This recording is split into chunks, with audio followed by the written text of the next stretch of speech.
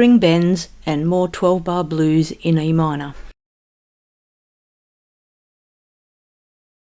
Bending strings on an electric guitar is much easier than on an acoustic guitar, so if you are just beginning to learn string bending, you may want to try it on an electric guitar. You can do string bends on an acoustic, it's just a little bit harder because usually the strings are thicker than on an electric. You might consider buying a lighter gauge of acoustic strings, and that may help make it easier while you're learning if you want to learn on an acoustic. The other downfall with the acoustic is some of them don't have the cutaway part in the body where you can get up to the 15th or 17th frets. There's many types of bends that you can do on a guitar. In this video we'll be learning about the bend and hold and the bend and release.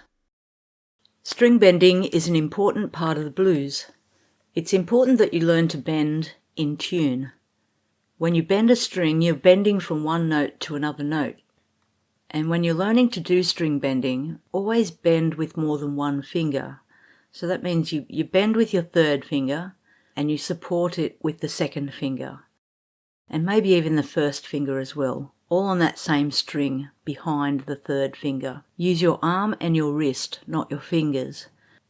So in the video here you can see the fingers are going up and there's the second finger on the fret behind the third finger. And the first finger, you can have it resting on the string behind it as well, but you don't really need that first one to help with the strength of bending it up. Now if you look at the video from this angle, you can see that the wrist and the arm are moving. So that's sort of like the pivot point, the part that's between your first finger and your thumb, where the guitar sits in that groove of your hand. That's the pivot point. And you're moving the finger by moving your wrist and your arm. So first of all, we concentrate on getting comfortable and getting used to the feeling and the movement of that wrist and the arm. You want to start with little bends. It doesn't matter about being in tune right now because we're just trying to get used to the movement of the hand, of the wrist. Once you feel comfortable with the movement, you can then try to focus on getting the bend in tune. So let's start by putting your third finger on the 15th fret on the second string. Your second finger goes behind that on the 14th fret of the same string. And if you want to, you can put your first finger behind that as well.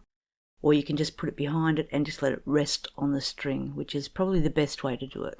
Because we will use that first finger to help mute some strings when we get further along in learning a bend. You'll find that other strings make noises as you're bending up and as you're releasing the bend. Okay, so don't worry about being in tune right now. We're just getting used to the movement.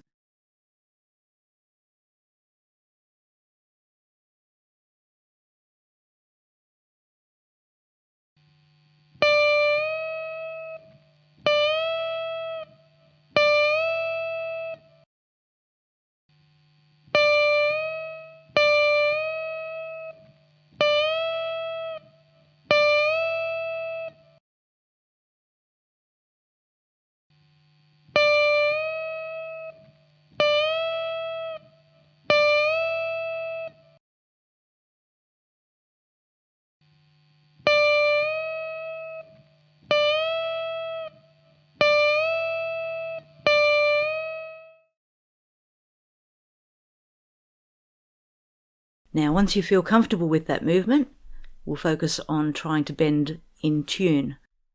So you need to be able to hear if the note you've bent up to is in tune, the string that you've bent up. So first of all, play the first note, which is fret number 15. Then play the second note, which is fret number 17. Now try to hear that second note and keep that pitch in your head so that you can then go back to that first note, push it up to that note that's in your head. Now it takes a bit of practice and training with your hearing to find whether it's a bit flat or a bit sharp, or if it's in tune, okay?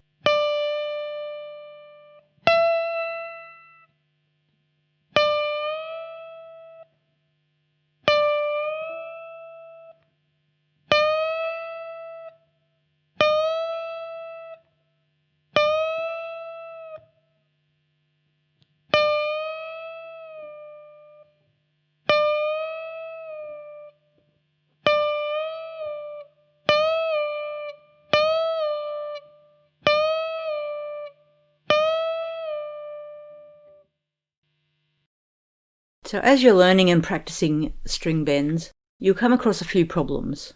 Now, these are some of the most common ones. The first problem is that the strings are making noise when you bend a string upwards.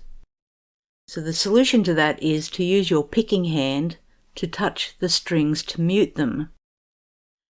Now you can use any part of the hand, but possibly the side part of your hand down beside your small finger is the best part to try and touch onto the strings to mute them. And the next problem you may have is strings making a noise when you bring the bend back down. Now the solution to that is use your fret hand, the first finger, to rest on the string, and it will help mute it. So that will most likely be, in this scenario, we're bending on the second string, so we probably want the third string to be muted. So keep your third and your second finger on the second string for the bend, and move your first finger up a string to the third string and just leave it on there lightly. Bend the string, mute with our strumming hand, release the string, mute with our fret hand. Okay, the next problem, you may be getting sore fingertips. So the solution to that is don't push your bending finger too hard against the fretboard. I mean, it needs to be firmly on there, but you need to be able to slide it up and down easily with the bend. Only spend about 5 minutes or so each day practicing bends if it's hurting your fingers.